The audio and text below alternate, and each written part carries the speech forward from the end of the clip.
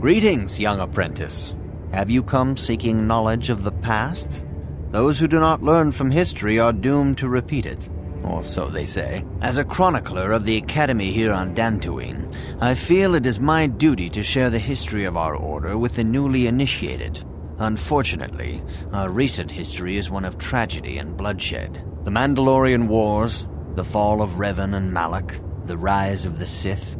There are important lessons to be learned from these events, if we do not wish to repeat the mistakes of our past. Of course, I could not tell you the entire history of our order. The Jedi have existed for thousands upon thousands of years. We are as old as the Republic itself. Instead, I will begin 40 years ago with the War of Exar Kun.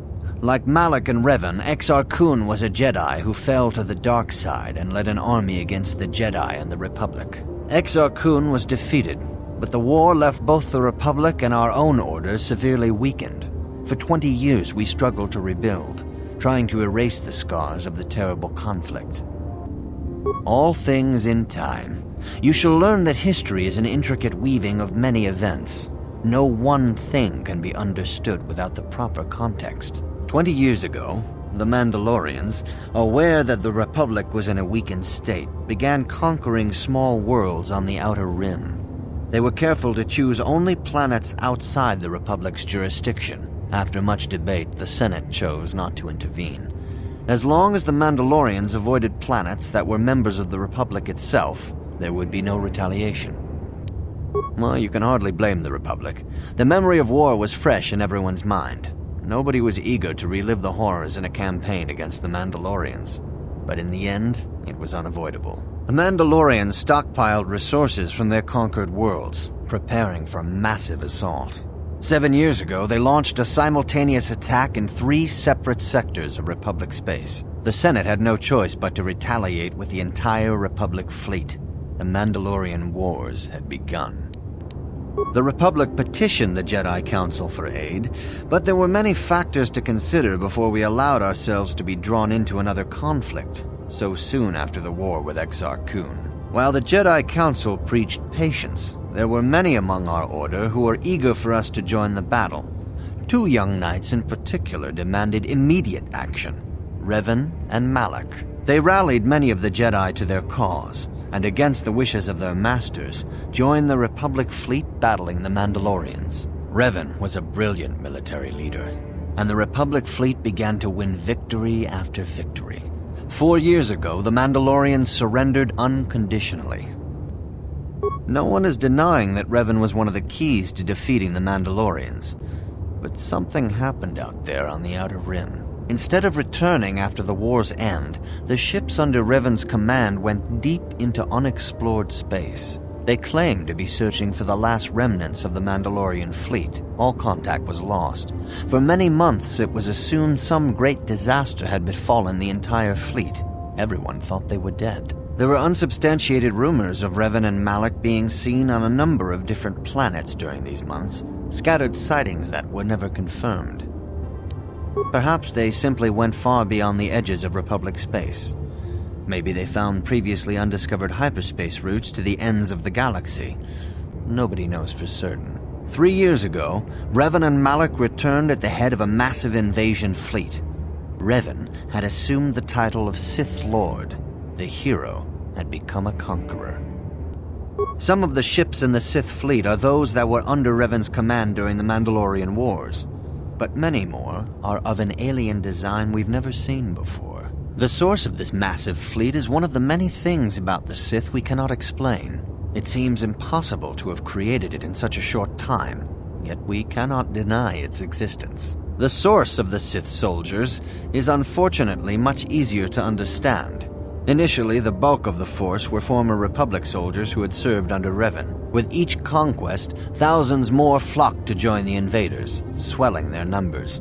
Even many of our own order have betrayed us, lured by Sith promises of riches and power. For 2 years, the Sith were all but invincible. Fortunately, Bastila and her battle meditation allowed the Republic to win a few key victories and kept the Sith from total triumph. In desperation, we set a trap for the Dark Lord. Bastila was with the strike team that tried to capture Revan. as you probably know. She was there at Revan's end. That was nearly a year ago, but things have not improved. Malak has stepped in and assumed the mantle of Dark Lord for himself, though he's far from Revan's equal in strategy or tactics. Still, his fleet continues to grow in both ships and soldiers.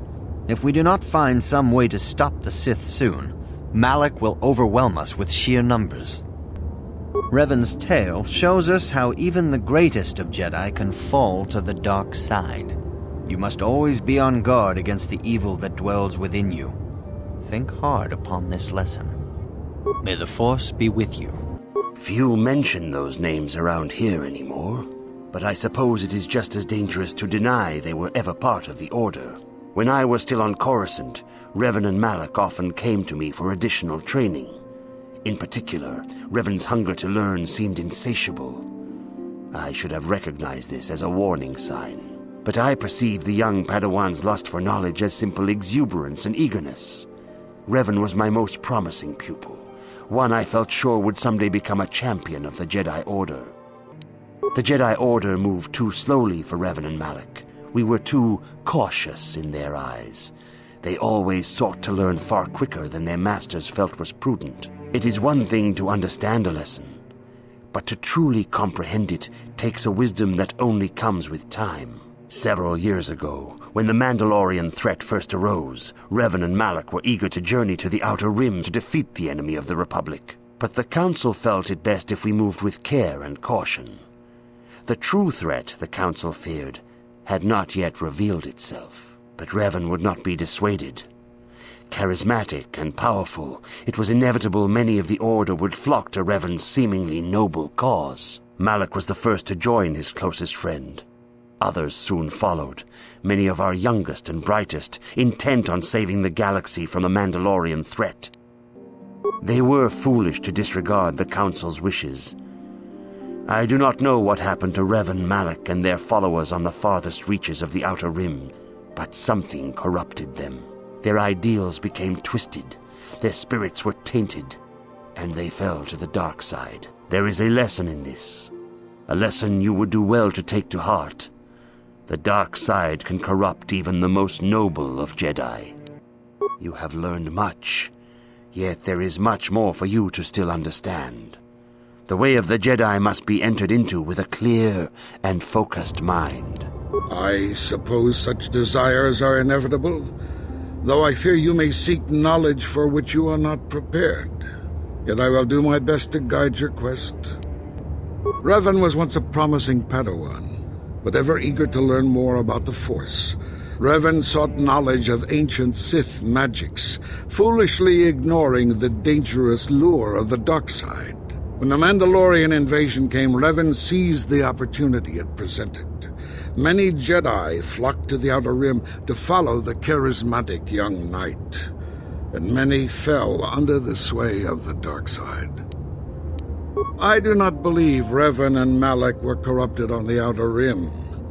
They had begun their journey down the dark path long before the Mandalorian threat appeared. Here on Dantooine, they discovered a sinister cave, a place where the strength of the dark side overwhelms the light. Perhaps this discovery was what first corrupted them. Or perhaps they sought the cave out because they were already corrupted. Whatever the explanation, the Order was unable to turn them back to the light. Had the Council taken more decisive action in this matter, perhaps Revan and Malak could have been stopped. But in this we failed. You would do well to focus more closely on your lessons. The Force is strong with you, but you need training and guidance in the ways of the Jedi, lest you suffer a fate similar to that of Revan.